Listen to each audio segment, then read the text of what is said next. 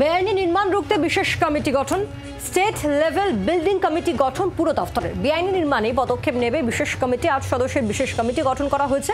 কমিটিতে অতিরিক্ত সচিব সহ সংশ্লিষ্ট বিশেষজ্ঞরা। রক্তিমা দাস আমাদের প্রতিনিধি রয়েছেন আমাদের সঙ্গে টেলিফোন লাইনে। রক্তিমা, এখনো পর্যন্ত এই বিশেষ কমিটি সম্পর্কে কি কি তথ্য তোমার কাছে রয়েছে? দেখো, মূলত যেটা জানা যাচ্ছে যে 8 সদস্য নিয়ে গঠন হয়েছে। পুরো নগরায়ণ দপ্তরের নির্দেশে এই কমিটি গঠন করা হয়েছে।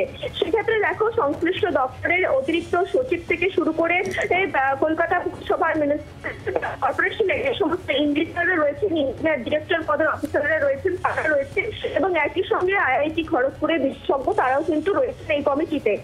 সেক্ষেত্রে দেখো, যেটা জানা যাচ্ছে যে কোনো বেআইনি নির্মাণের অভিযোগ উঠলেই তৎক্ষণাৎ অ্যাকশন নিবে কমিটি। দেখো, সেক্ষেত্রে কিভাবে তারা কাজ করবে তার বিস্তারিতও কিন্তু একেবারে বলে দেওয়া হয়েছে নগরোন্নয়ন দপ্তরের যে বিজ্ঞপ্তি জারি হয়েছে তাতে। দেখো, সেখানে একেবারে স্পষ্ট করে বলা হচ্ছে যে 2007 সালের যে বিল্ডিং প্ল্যান, যে ওয়েস্ট বেঙ্গল মিউনিসিপাল রুলস যে রয়েছে সেই রুলস অনুযায়ী কাজ করবে এই কমিটি।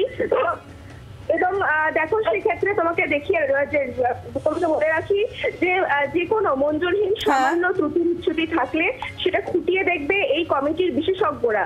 দেখো, সেই সঙ্গে প্রযুক্তিগত সহায়তাও তারা করবেন, যেহেতু অর্থাৎ পুরো বিষয়টা এই কমিটি খতিয়ে দেখবে এমনটাই জানা যাচ্ছে। তুমি নজর রাখো রক্তিমা, ধন্যবাদ।